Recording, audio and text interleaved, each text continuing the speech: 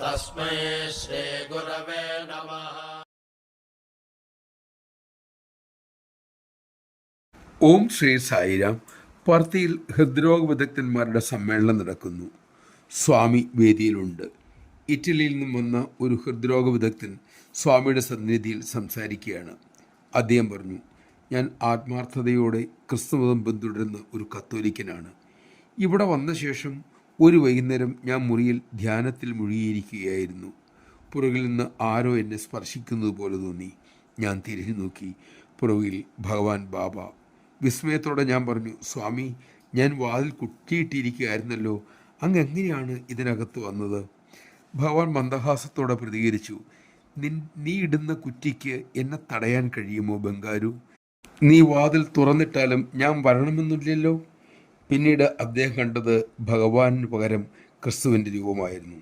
ഇത്രയും പറഞ്ഞതിനു ശേഷം അദ്ദേഹം പറഞ്ഞു, ഞാനിത് പറയുന്നതിൽ ഒരു അപായമുണ്ട്. എൻ്റെ കീർത്തിയും ബന്ധങ്ങളും സഭയിലെ അംഗത്വവും ഒരുപക്ഷെ നഷ്ടമായേക്കാം. സഭ എന്നെ വിചാരണ ചെയ്തേക്കാം. എങ്കിലും ഞാൻ സത്യം പറയുക തന്നെ ചെയ്യും.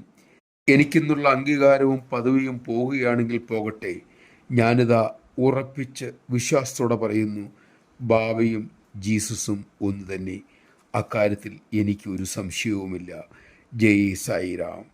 ഈശ്വരാനുഭൂതി തുകർന്ന ഒരുവന് ആരെ എന്തിനെയാണ് ഭയക്കാനുള്ളത്? ഒന്നിനും അവനെ അധീരനാക്കാൻ സാധ്യമല്ല.